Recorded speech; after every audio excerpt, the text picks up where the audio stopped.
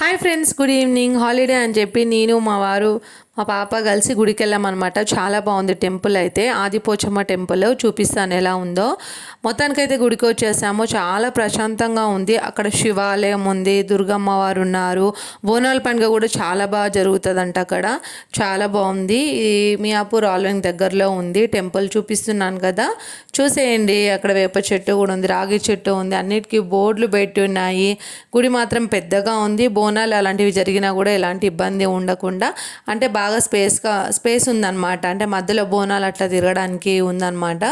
కొబ్బరికాయ కొట్టేసాము, అమ్మవారి దర్శనం చేసుకున్నాను. చూసారు కదా, అయ్యవారితో మేము అర్చన కూడా చేయించుకున్నాము. హాలిడే ఉన్నప్పుడు ఇట్లా గుళ్ళకి పోతే మంచిగా అనిపిస్తుంది కదా, ఇంకా అక్కడ కూర్చొని దర్శనం కూడా చేసుకున్నామని. చూసారు కదా, ఇక్కడ స్పేస్ చూడండి ఎంత పెద్దగా ఉందో. 3 టెంపుల్ ఉన్నాయి ఇక్కడ. ఇంకొక టెంపుల్ కూడా ఉంది, అమ్మవారిది శివాలయం, దుర్గమ్మవారు, ఇంకొకటి వినాయకుడు టెంపుల్ కూడా ఉంది. చుట్టూ అంటే ప్రదక్షిణలు చేసేసుకొని ఇంకా ఎంచక్క కొద్దిసేపు అయిన తర్వాత ఆయనతో పూజ చేయించుకున్నాము. పూజ చూడండి ఎంత బాగా జరిపిస్తున్నారో. మామూలుగా టెంపుల్స్లో అయితే వీడియో తీయనియరు కదా, కానీ అయ్యవారు ఏమనలేదు మమ్మల్ని వీడియో తీసుకునేటప్పుడు. చాలామంది గుళ్ళకి వెళ్ళినప్పుడు అయితే కోపడతారు కదా, కానీ తీసుకున్నాము.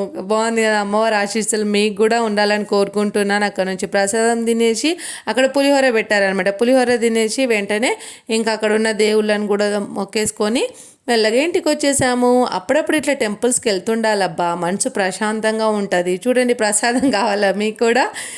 ఎంత బాగుంది ఫ్యామిలీతో కలిసి ఇట్లా టైం స్పెండ్ చేస్తే. నాకైతే చాలా బాగా అనిపించింది. ఎందుకంటే హాలిడే కలిసి రావడం, అది గుడికి వెళ్ళడం ఇంకా హ్యాపీగా అనిపించింది. దర్శనం చేసుకుని మొత్తానికి ఇంటికి వచ్చేసిన. ఉంటాం మళ్ళా. Bye bye.